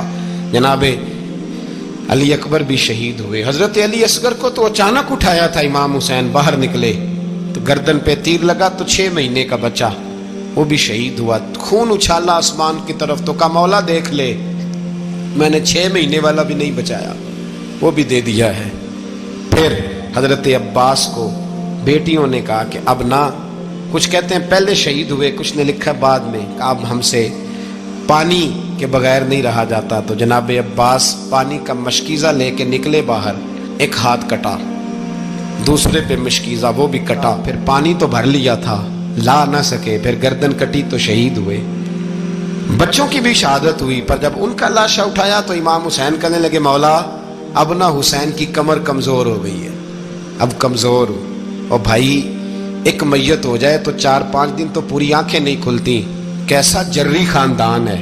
تھوڑی دیر گزری تو امام علی مقام نے پٹکا باندھا، سر پہ دستار باندھی، مولا علی کی تلوار پکڑی، نبی پاک کا امامہ باندھا اور گھوڑے پہ سوار ہوئے تو کہنے لگے زینب گھر تیرے حوالے اور میں اللہ کے حوالے، گھر تیرے حوالے اور میں، اور پھر امام حسین نکلے، امام علی مقام نکلے۔ راوی کہتے ہیں کہ یہ جلوہ پہلے بھی بڑے سونے تھے پر آج جو رنگ دیکھا وہ کبھی نہیں دیکھا، کیا انداز تھا، جدھر جاتے نعرہ لگاتے تو حد ہو جاتے، اتنے لوگ امام حسین نے کاٹے، اتنے کاٹے، پھر واپس پلٹ کے آئے اور کہنے لگے زینب ذرا پردے کے پیچھے سے دیکھ تو صحیح میری بہن، ان بزدلوں کو جرت ہی نہیں ہو رہی حسین کے مقابلے میں آنے، ایک دوسرے کو دھکا دیتے، تو جا تو جا، پھر اکٹھے وار ہوئے۔ یہ کون ہے کٹا ہوا، لباس ہے پھٹا ہوا، یہ بال یقین حسین ہے، نبی کا نور عین ہے۔ پھر چاروں جانب سے تیر برسے تو امام علی مقام چونکہ نماز کا وقت ہو گیا تھا، اترے گھوڑے سے، خون بہ رہا تھا، گرم ترین ریت سے تیمم کیا، سر سجدے میں رکھا، اور جب شمر آپ کی گردن کاٹنے لگا تو کہنے لگے ٹھہر جا ذرا رب سے ایک بات کر لینے دے، اور پھر بولے امام حسین، کہنے لگے مالک تو اب بتا کہ حسین سے راضی ہے کہ ناراض ہے، تو بتا۔ تو پھر ایک آواز آئی، یا ایتھا النفس مطمئنہ ارجعی الی ربک راضیۃ مرضیہ، فرمایا نفس سے کھا جا، تو اللہ سے راضی ہے، اللہ تجھ سے راضی۔ امام حسین وہاں شہید ہو گئے۔ اب یہ قافلہ امام حسین کا سر کاٹ، ذرا دیکھنا غور کرنا، سر کاٹ کے نیزے پہ رکھا ہے، جسم کربلا میں پڑا ہے، عورتوں کو گھوڑوں پہ بٹھا کے لے جایا گیا یزید کے دربار میں۔ یزید پہلے عبید اللہ ابن زیاد نے بدتمیزی کی، پھر یزید نے کی۔ سعودی عرب کا ایک مولوی بول رہا تھا، سعودی عرب کا، ان سے بھی بڑا عشق ہے. جس نے تقریر سننی ہو میرے پاس ہے. ہمیں لوگ مشورے دیتے ہیں کہ جو یزید کو اچھا کہے اور حسین کو باغی کہے اس کو ہم امام مان لیں. اس بے شرم بے حیا کو جو نبی پاک کے گھرانے کے بارے میں بکے اسے امام. سعودی عرب میں مسجد نبی میں درس دینے والا جس نے تقریر سننی ہو میرے پاس ہے. وہ کہتا ہے یزید تو بڑا اچھا آدمی تھا, اس نے تو بڑی خدمت کی. تو میں نے اسے کہا رشتہ داری کر لیا یزید کے ساتھ, قریب ہو جا. شرم نہیں آتی؟ آج بھی نبی پاک کا دل دکھاتے ہو, حیا نہیں آتی, خیال نہیں آتا. اور لوگ گھر میں بیٹھ کے باتیں کرتے ہیں, کہتے ہیں جی جو بیت اللہ میں ہو وہ بھی برا ہو سکتا ہے. بیت اللہ میں تو 360 بت بھی تھے, وہ اچھے تھے. مدینے میں تو 360 منافق بھی رہے, پوری سورہ منافقون نازل ہوئی, وہ اچھے تھے. عجیب تماشا بنا دیا لوگوں نے مذہب کا.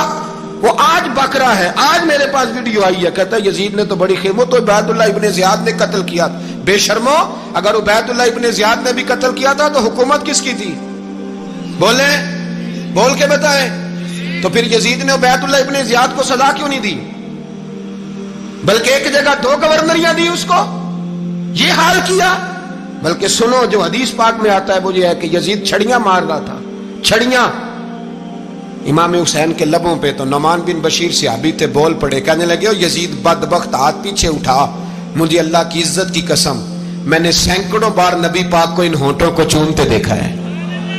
حضرت جناب زینب عورتوں کے مجمع میں پیچھے ہو کے بیٹھی ہیں. یزید کے پاس جب پہنچا لشکر تو یزید کہنے لگا دیکھو اللہ نے مجھے عزت دی اور میرے مخالفوں کا کیا حال ہوا. تو بی بی زینب بول پڑی, اتنے صدمے سہے پر آواز توانا ہے, جاندار ہے. حضرت سیدہ زینب نے جب سنا نا کہ یہ کہہ رہا ہے کہ مجھے اللہ نے عزت دی, تو جناب زینب بولی. نعمان بن بشیر کہتے ہیں بی بی بولی, اتنے صدمے ہیں پر جناب زینب بولی اللہ اکبر. اس انداز میں بولی کہ پہلے قرآن مجید کی آیت پڑھی, کہنے لگی وَتُعِزُّ مَن تَشَاءُ وَتُذِلُّ مَن تَشَاءُ بِيَدِكَ الْخَيْرُ إِنَّكَ عَلَىٰ كُلِّ شَيْءٍ قَدِيرٌ. اور پھر کہنے لگی یزید تو بکتا ہے, کہتا ہے کہ تو عزت والا ہو گیا, یہ تیری حکومت ہے, 4 دن گزرنے دے, تجھ پہ کوئی لعنت بھی نہیں برسائے گا, اور میرے بھائی کا قیامت تک ممبروں میں اور خطبوں میں ذکر ہوا کرے گا, وقت گزرنے دے. جب جناب بی بی زینب بول رہی تھی تو حضور کے ایک نابینا صحابی پاس بیٹھے تھے. جناب نعمان بن بشیر کا ہاتھ ہلایا, ہلا کے کہنے لگے کیا علی آ گئے؟ تو علی کی آواز لگتی ہے, جبریل امی بول رہے ہوں جیسے, حکمت کے گوہر رول رہے ہوں جیسے. دربار دمشق میں بی بی زینب کا خطاب, منبر پہ علی بول رہے ہوں جیسے. میرے بھائی بس کربلا والا قافلہ تو مدینے پہنچ گیا. 3 سال یزید نے حکومت کی, شرابیں عام ہو گئیں, مکے پہ حملہ ہوا, خانہ کعبہ کا غلاف جلا, مدینے پہ اس نے حملہ کیا. 3 دن مسجد نبوی میں اس نے گھوڑے باندھے, مسجد نبوی میں صحابہ کو نکال کے اپنا اس نے امام مقرر کیا, لیکن پھر امت نے اسے قبول نہ کیا. پھر وہ رسوا ہوا اور آج تک وہ رسوا ہے. لیکن امام حسین کا نام کل بھی زندہ تھا اور آج بھی. ابن جوزی نے لکھا ہے سینکڑوں سال پہلے, آج کے کسی عالم کی بات بتاتا تو لوگ انکار کرتے, سینکڑوں سال. کہتے ہیں بلخ میں قحط پڑ گیا, لوگ ہجرت کر کے سمرقند آ گئے. ایک سیدوں کا خاندان بھی آیا, ایک ایسی خاتون بھی آئی جس کے ساتھ 3 بیٹیاں تھی, بیٹا بھی کوئی نہیں, خاوند فوت ہو گیا.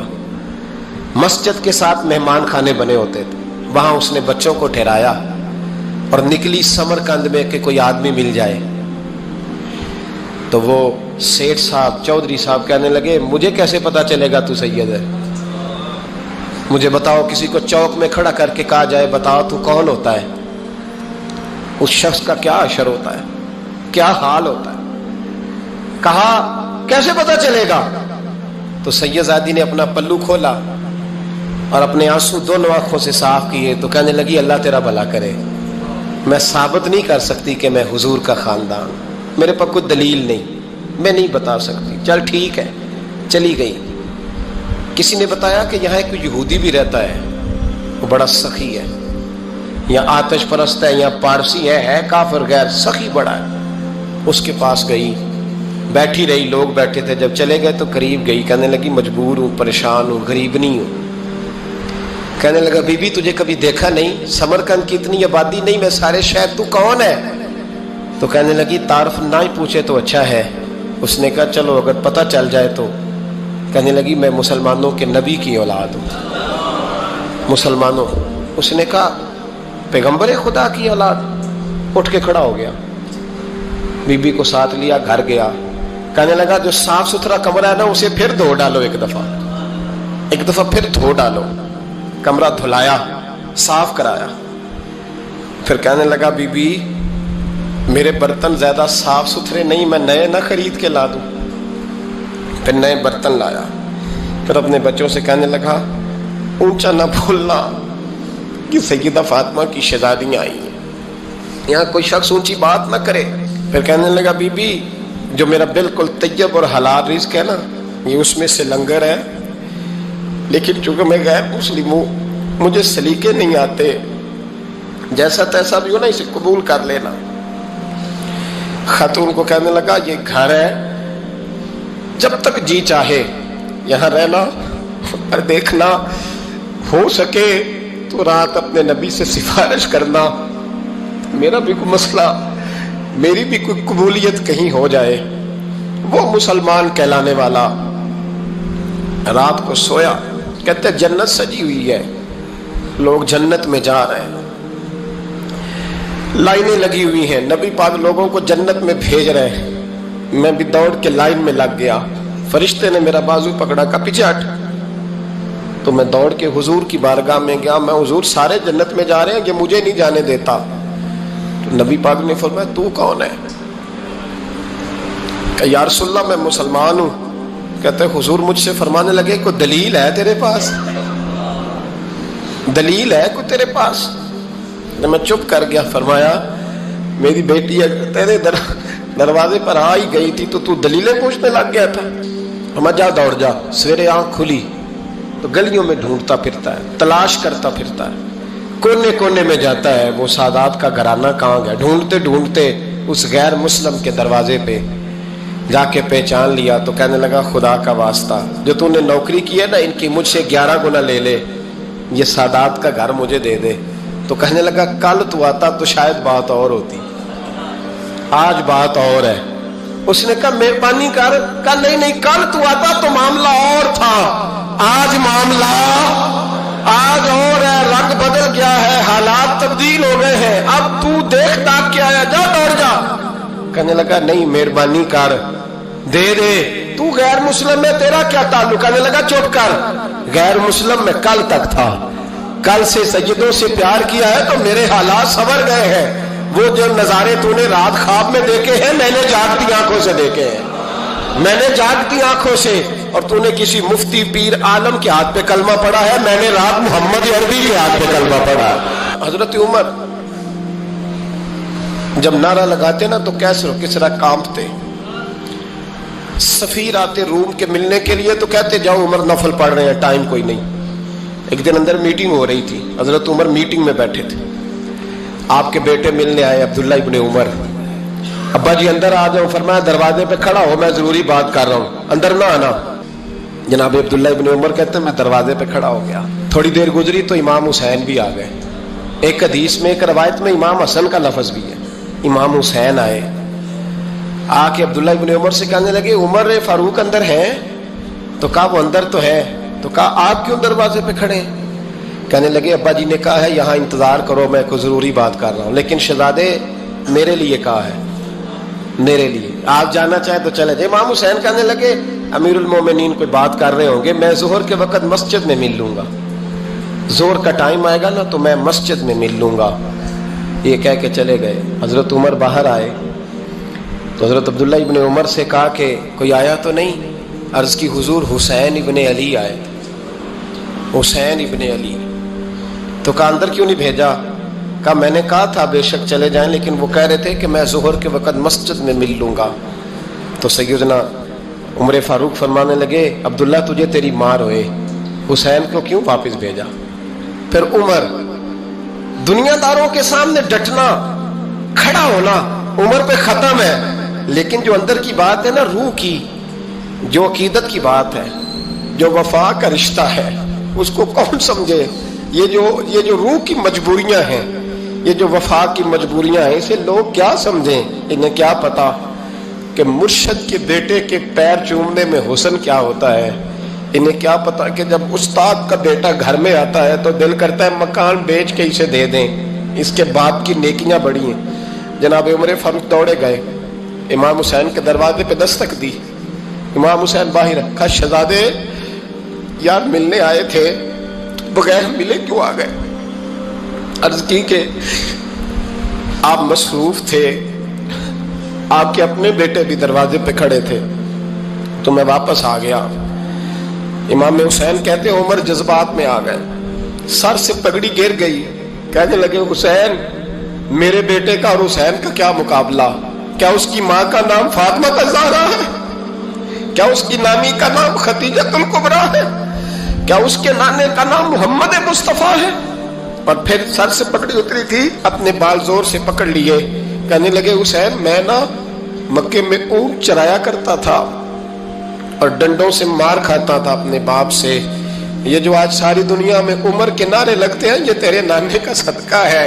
شہزادے میری وفا اور میری وفا میں جب تیرا دل کرے نا دوڑ کے آ جایا کر۔ عمر تو لوگ ایک دن امام حسین نے آگے نا جناب فاروق اعظم سے کہا، خطبہ دے رہے تھے بچوں کی تبھی شروع میں، پتہ نہیں کیا بات آئی امام حسین کے دل میں، کہنے لگے عمر نیچے اترو، یہ میرے نانا کا منبر ہے۔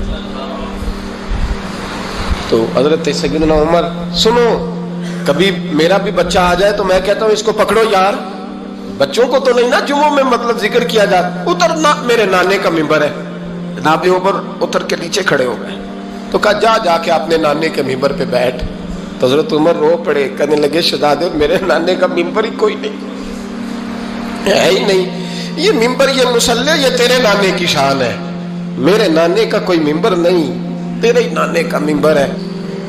تھوڑی دیر کھڑے رہے تو امام حسین کہنے لگے اچھا کوئی نہیں آپ کے نانے کا منبر کا نہیں، کہا چلو پھر میرے نانے کے منبر پہ بیٹھ جاؤ، چلو خیر ہے، کوئی نہیں آپ کے نانے کا، کہا نہیں، تو کہا کوئی نہیں پھر میرے نانے کے۔ جب حضرت عمر بیٹھے تو بڑا شاندار جملہ کہا، فرمانے لگے میں منبر پر مرضی سے نہیں بیٹھا تھا، مجھے ابو بکر نے بٹھایا تھا، اور پھر حسین کے کہنے پہ میں اترا ہوں، اب مجھے حسین نے بٹھایا ہے، اب کسی کی جرت ہے تو عمر کو اتار کے دکھائے، اب میں حسین کا تیری نسل پاک میں۔ یار کتنی بے شرمی کی بات ہے، لوگ امام حسین کو باغی کہیں،